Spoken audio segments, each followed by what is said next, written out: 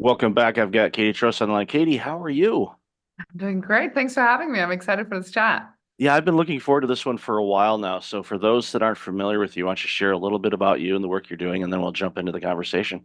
Happy to. I'm an advisor in the tech ecosystem. I mainly work with CEOs and their executive team, sometimes the board as well, and pretty much 360 around the CEO, everything from their leadership, internal, external brand, how they show up in the ecosystem, what's their brand.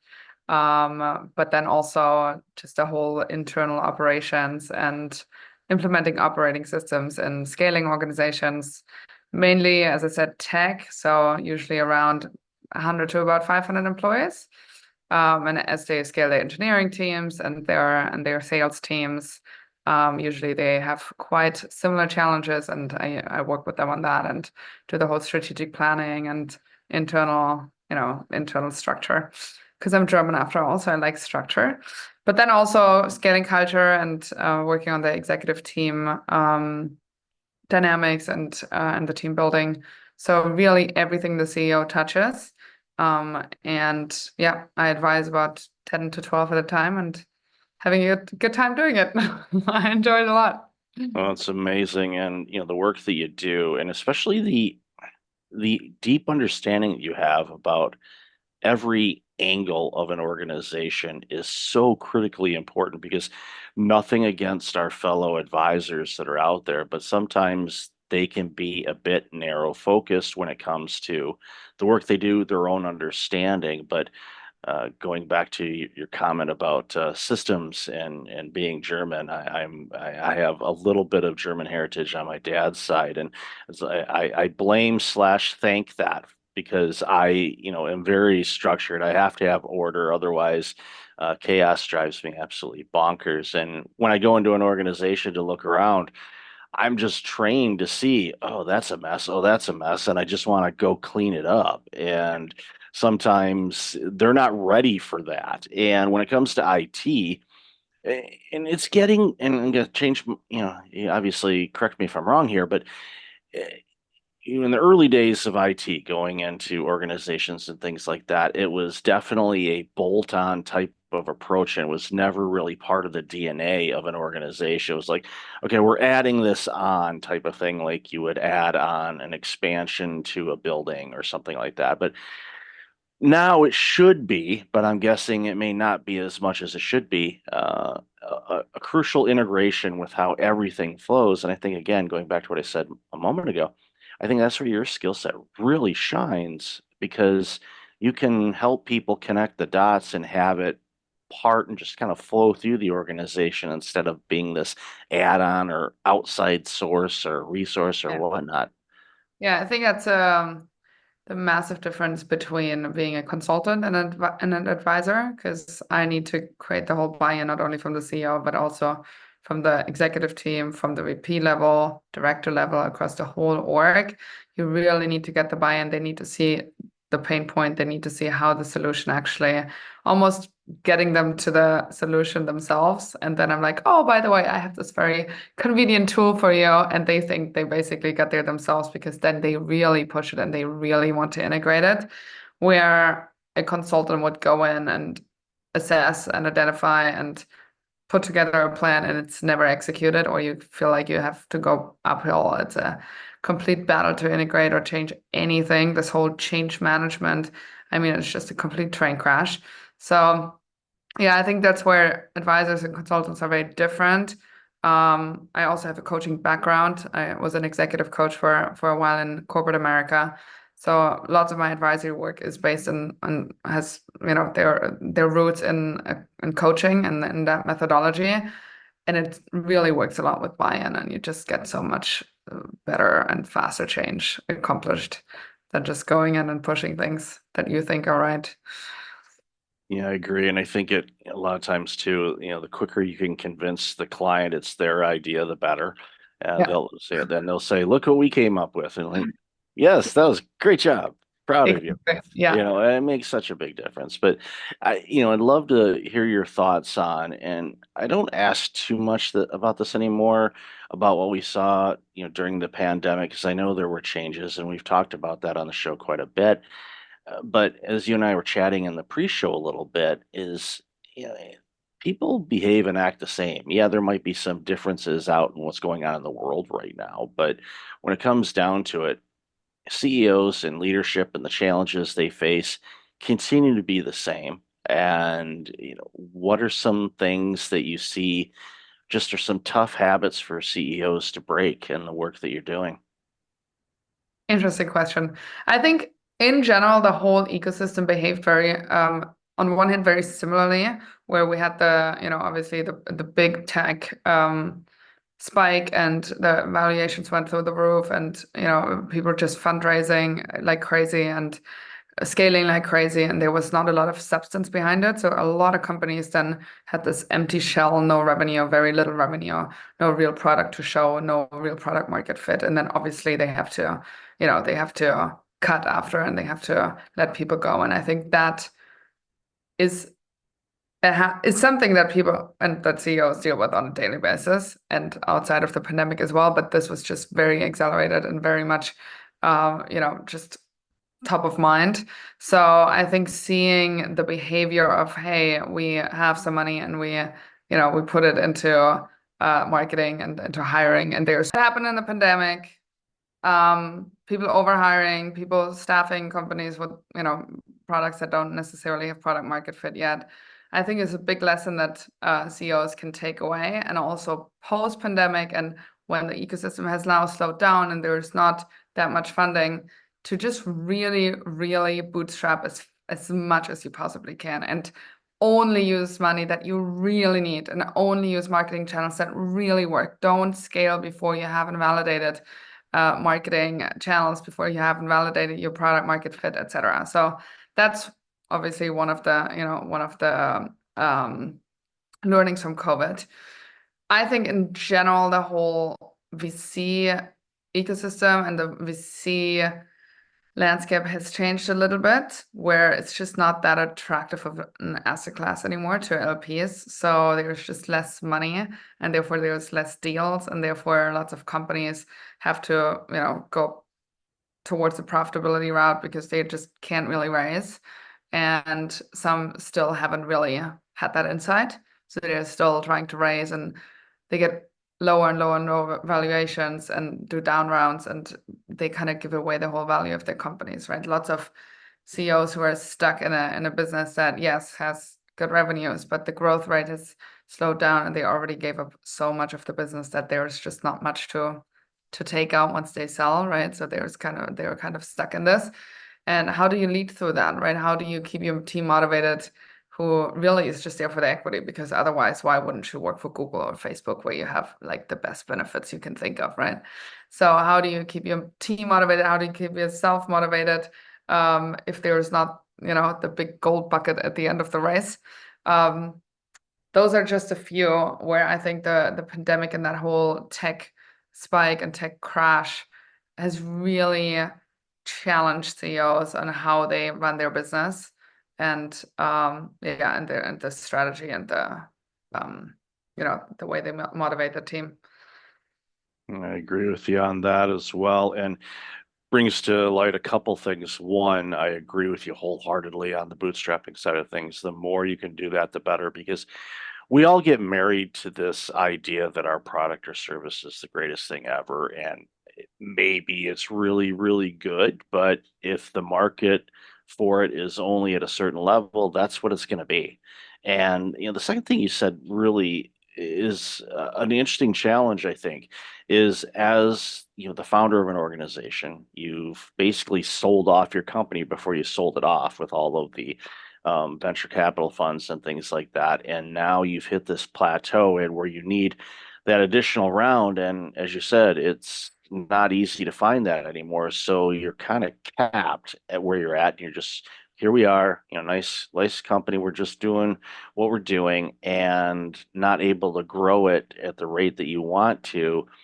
And that can get you, pretty disgruntled as an Yeah. executive, to the Yeah. point where you start mailing it in or you don't do the work, and your people are going to pick up on that. And then you're going to start losing those key people to Google and Facebook because they're going to say, you know what, this stock's not going to be worth anything. So I'm getting out before I take too much of a bath. And they leave, and all of a sudden your company starts to sink. And a real life example, this was yesterday.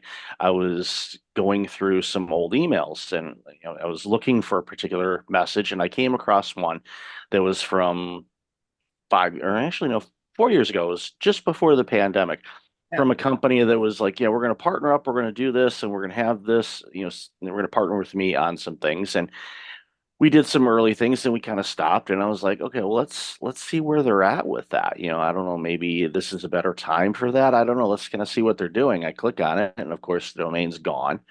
Oh my God. And you can go through old emails 5 years ago, look at those companies. The majority of them, in all likelihood, aren't around anymore because it was this flash type of thing. And I saw it during the dot-com era too. I'm that Mhm. old. So I was through that. And thankfully I went through and was working for a company that's still around, publicly traded.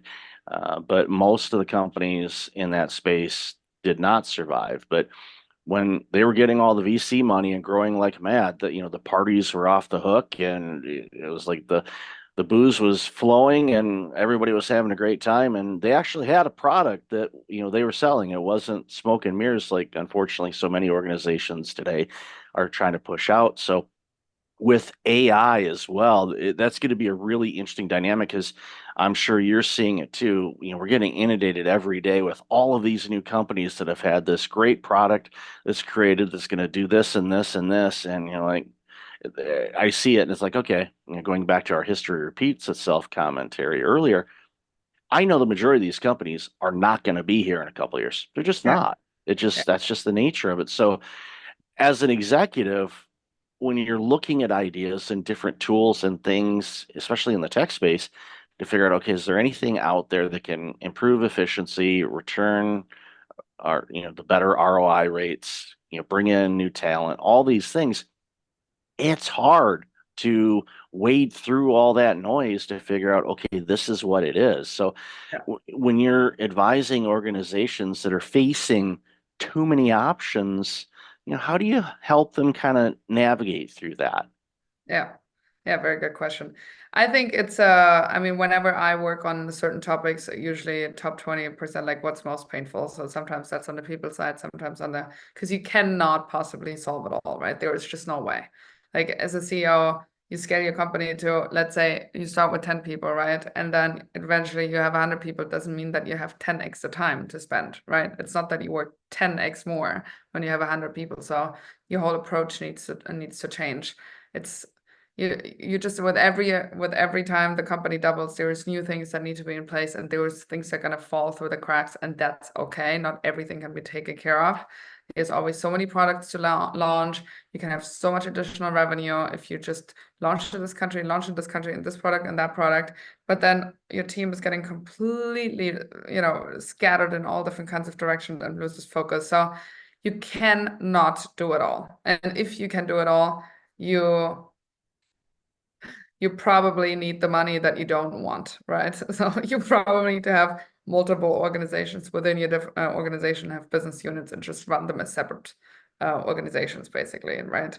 And then you rather have a different kind of portfolio in terms of having different kind of companies that they are at least separated. So in case there's any legal issues, right? But I think knowing that you cannot do it all necessarily. Also, the whole sprint towards the exit, like if you are in a venture-backed company, there is no point to just like drag it on and drag it on just because your growth rate is good or just because the revenues are good. It's not going to go forever. You have 1 or 2 bumpy years and your valuation is already going to go down, right? And with every year, you put more money into the business. So just the moment you're crossing Series B, you go Series C, D, E, and then you just want out. This whole dragging it and, oh, maybe later on I can get a better valuation, take money off the table and just make sure that you cover yourself and that you sell when you don't have to sell, but when others buy you. That's the VC game. And I think some founders don't really understand that. They just like keep going and going. And even the best companies that have bad quarters, and that's okay if it was all your company, right? But not if you have to sell it if you have investors, and they're going to be in your neck. So yeah, interesting lessons from just like very well performing companies, from companies who didn't do so well in the COVID and post pandemic tech crash. And you just have to navigate every single situation a little bit differently. How much have you raised? Is there any potential for exit? I've seen term sheets with people basically having an exit next week, and then it all crashed, and then complete bankruptcy. I mean, I've seen it all in the pandemic, post-pandemic, etc. So you're basically on a gambling table, right? And there was some control you have, and there was obviously some levers you can pull, and having a great team is one of them. But you're in the middle of this, have to juggle all of the balls, and I think being in that position is very you're just kind of on the edge all the time. Like whenever you have a quiet 24 hours, it's probably something is going wrong already. It's just hasn't reached you yet. So it's really a sprint, right? It's like having this 7 to 10 year sprint where you get through it, and when you come out on the other side, you pat yourself on the back if you had a good exit. But most people never make it. And yeah, that also needs to be, kind of being realistic about that. Okay, what if I don't get the valuation I want? Like, then what? Can I buy out my investors and make it profitable and just run it as a cash flow business? Or, can I get more secondaries? Whatever it is, but there's not this one thing of you exit for 700 million and that's the only strategy. There has to be a little bit more wiggle room, I guess, in order to make it a successful exit for yourself, no matter if it's, if the timing in the market is great and the product is perfect and everything is perfect. One of the things that I've found with executives that are able to navigate those crazy waters is while they focus obviously on the end goal and the results and the direction that they're going, they tend to focus a lot of their effort on the actual journey and the process itself. Yeah. And I have found, even in my own organization, that is where I've had the most growth is just Yeah. being present in, okay, here's a challenge. All right, how do we navigate through this? What can we do? Do we need to ride it out? Do we need to adjust? How should we go about this? Obviously, you have an end goal in mind, whether it's an exit strategy or to hit, a certain percentage of the market or raise this type of revenue on an annual basis, whatever that happens to be. Those are great targets. You got to set targets because if you don't set a target, you're guaranteed to hit it, because you don't know what it is. But Yeah. for a lot of people, it's the ones that I find that stick around, not only just the companies, but the executives themselves are the ones that are, basically having the time of their life in this. And it's sad that so many aren't, because it's an amazing Yeah. opportunity. And think Well, about it. But yeah, I go get it ahead. completely. Yeah.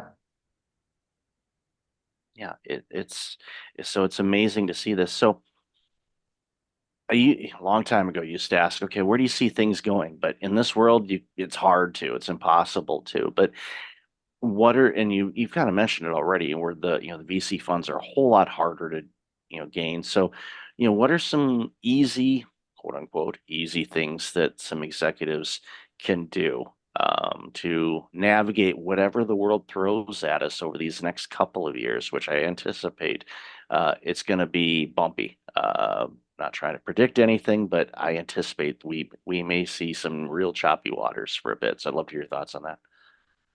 Very good question. I think take it one day at a time. As you already said, the execs that are the best, they're usually, hey, I want another challenge. I'm really excited about this. I just love problem solving, and every day there's a new set of problem that we haven't seen before, and I'm using my expertise and my ways of thinking and my ways of problem solving to come to the other side, to get to the other side, right, and find a solution.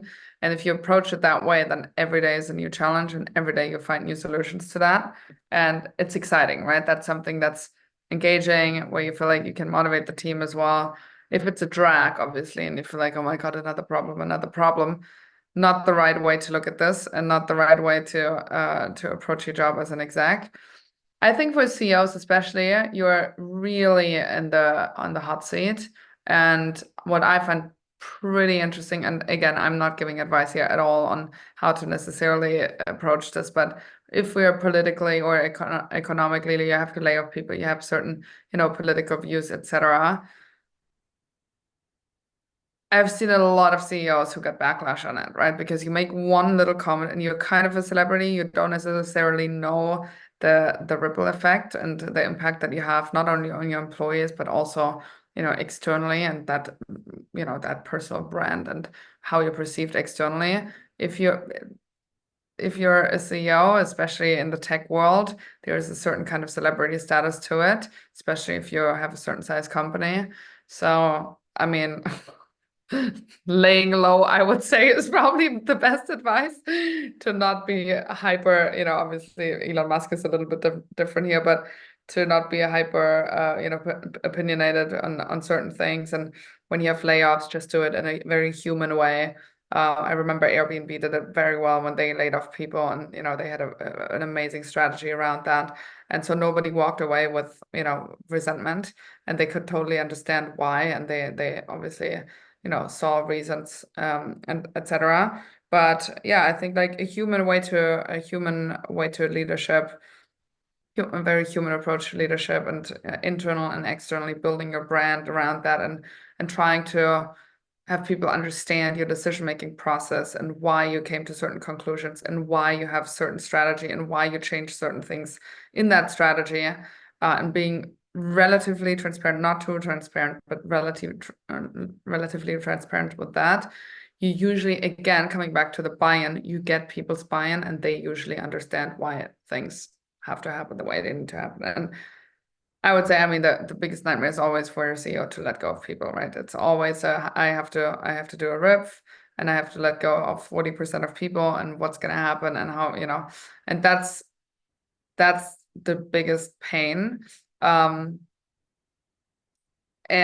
I think once you do that once, and once you have the skill set to do that, and you have the experience to do that, many people say, well, it wasn't so bad, and actually it was almost good for the people who had to leave, because that was not the right thing for them, right? And they found something that's better than what they had. So yeah, it's not a straightforward answer. But you just navigate your way through the waters, and every day is a new day, and you see the challenges and opportunity.